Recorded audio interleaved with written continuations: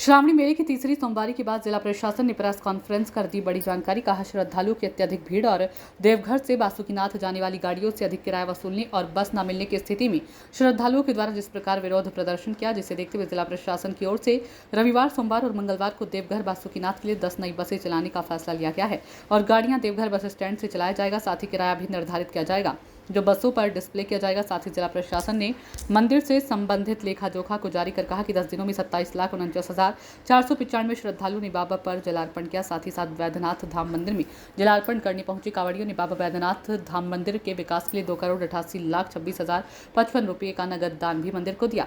आगे कहा कि पहली सोमवारी 2 लाख श्रद्धालुओं ने बाबा पर जलाभिषेक किया, तो वहीं दूसरी सोमवारी को 2,70,000 श्रद्धालुओं ने जलार्पण किया और तीसरी सोमवारी ने पुराने सारे रिकॉर्ड को तोड़ते हुए 3,50,000 श्रद्धालु जलार्पण के लिए लाइन में लगे थे और रात्रि में पट बंद होने तक 3,18,000 श्रद्धालुओं ने जलार्पण किया और बाकी श्रद्धालुओं ने सुबह में जलार्पण किया। जिला प्रशासन ने कहा कि तीसरी सोमवारी को अप्रत्याशित भीड़ थी और आने वाली चौथी सोमवारी को अप्रत्याशित भीड़ को नियंत्रित करने के लिए और भी तैयारियां की जा रही है और गाड़ियों की संख्या को कंट्रोल करने के लिए और भी नए पार्किंग की व्यवस्था की जा रही है। देवघर से अरविंद यादव की रिपोर्ट।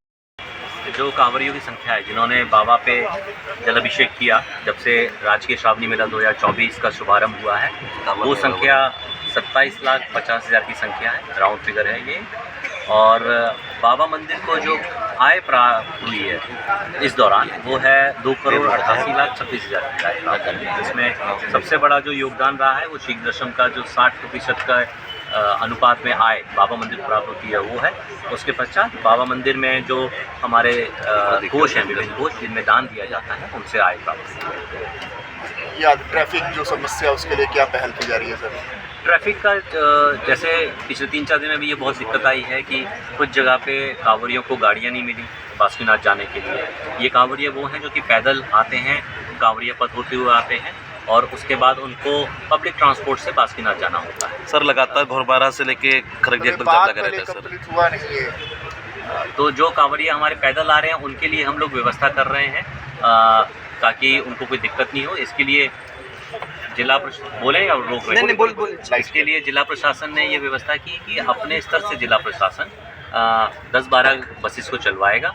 ये निःशुल्क सेवा नहीं रहेगी, कांवरियों को एक्स्ट्रा बसेस मिल जाएं, ज़्यादा संख्या में बसेस रहें, इसलिए हम लोग ये सेवा को स्टार्ट कर रहे हैं। लेकिन इसमें दर निर्धारित रहेगी।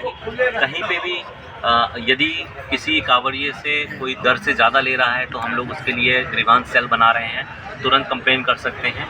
गाड़ी के ऊपर भी रेट चार्ट निर्धारित रहेगा, साथ में बस स्टैंड पे और बाकी भी जो पब्लिक स्पेसेस है वहाँ पे भी हम लोग रेट को निर्धारित करके बताएंगे। यदि कहीं पे शिकायत आएगी तो हम लोग स्ट्रिक्ट एक्शन लेंगे। किस दिन चलेगी ये गाड़ियाँ? हम लोग अभी जो निर्णय लिए हैं वो हम लोग निर्णय लिए हैं कि इसको हम लोग शनिवार, रविवार, सोमवार और मंगलवार को चलाएंगे, जहाँ पे कि एंड में हमारे पास में वीकेंड जब आता है और फिर सोमवार जब आ रहा होता है तो बड़ी संख्या में श्रद्धालु आ जाते हैं।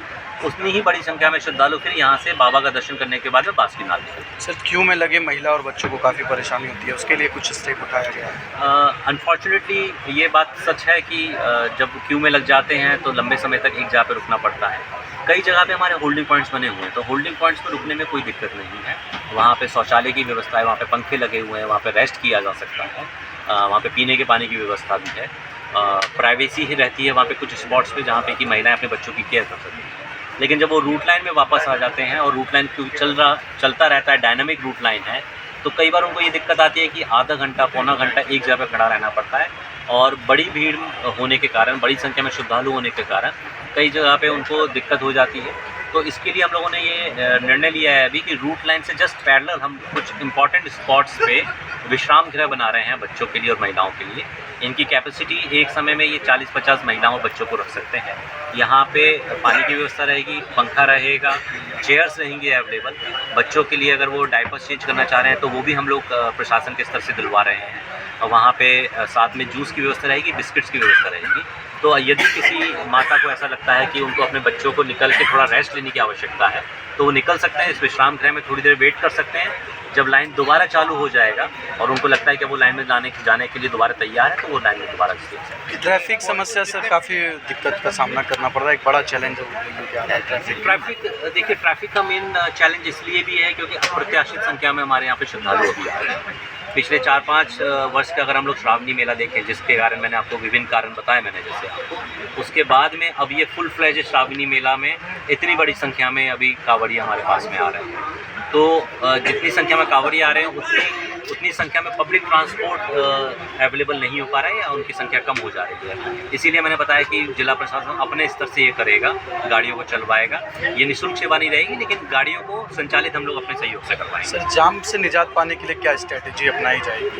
जाम बहुत दिक्कत हो रही है। यस, देखिए बड़ी गाड़ियाँ जो है वो हमारे बड़े बस स्टैंड पर रुक जा रही हैं। जो समस्या आ रही है मुख्यतः एक तो आ रही है हमारे यहाँ पे देवघर से बासुकीनाथ वाले रास्ते पे आ रही है। मैंने वहाँ पे बताया कि घोरमारा मार्केट में भी ट्रैफिक की प्रॉब्लम हो जा रही है, तो वहाँ पे हम लोगों ने पार्किंग निर्धारित कर दी है। वहाँ पे अब सारी गाड़ियाँ वहीं पे लगेंगी।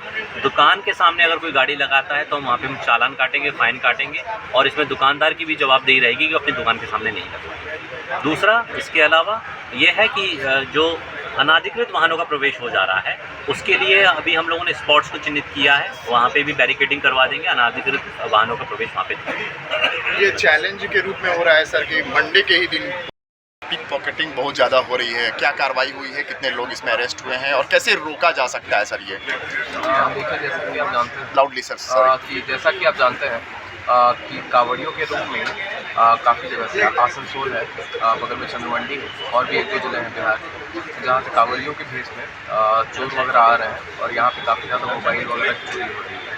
इसी के लिए हम लोगों ने दूसरी सोमवारी से किया क्या कि कांवड़ियों के भेष में हम लोगों ने पुलिस वालों को भी वहाँ पे मंदिर में मतलब घुसाया और वहाँ पे ये नज़र रखे हैं मंदिर में शिव गंगा के पास, ओपी नंबर 6 के पास, और रूट लाइन में भी क्या होता है, पुलिस वाले आपके सादे लिबास में रहते हैं और ऐसे लोगों को चिन्हित करते हैं जो उन्हें संदेहास्पद स्थिति में मिलते हैं। इसी कार्रवाई करते हुए इस बार इस संडे और मंडे दोनों मिलाकर हम लोगों ने 12 लोगों को चिन्हित किया, जिसमें से 8 लोग सीधा जेल भेज दिया हमने, जिनके पास से चोरी किए हुए लगभग 12 मोबाइल मिले हैं। इसके साथ ही साथ 4 बच्चे भी तकरीबन 8 और 10 साल के, जिन्हें हम लोगों ने उचित कार्रवाई करते हुए सीधा CWC के समक्ष प्रस्तुत कर दिया है। तो ये कार्रवाई हमारी है। भीड़ को कंट्रोलिंग करने के लिए पुलिस की क्या चाहिए? जी, जैसा कि आप जान रहे हैं कि हर एक जगह हम लोगों ने एक ही चौकी बनाई है, ये सारी चीज़ें तो आपको पता ही है। साथ ही साथ QRT है। अब जहाँ जहाँ भीड़ हो रही है, अब मान के चलिए कि इतनी बड़ी वो लाइन है, इतनी बड़ी कतार है, तो कहीं ना कहीं आपका बल्ज होगा ही होगा, कहीं ना कहीं एकत्रित हो ही रही। अब इसी भीड़ को एकत्रित भीड़ है, जो जमा भीड़ है, उसको एकत्रित करना, उसको सुचारू रूप से लाइन मतलब आगे डालने के लिए हम लोगों ने QRT बनाई हुई है। तो इस बार भी यदि आप लोगों ने ध्यान दिया होगा तो जब हमारी लाइन कालीबाड़ी चौक से जब अंदर मुड़ी सिंधवा की तरफ, तो फिर वहाँ पे 2 QRT जो झारखंड जोगवार की अथवाल ग्रुप वगैरह से, उन्हें भी वहाँ पे हम लोगों ने फिनिशिंग किया हुआ था ताकि सुचारू रूप से चलाया जाए। Thank you sir.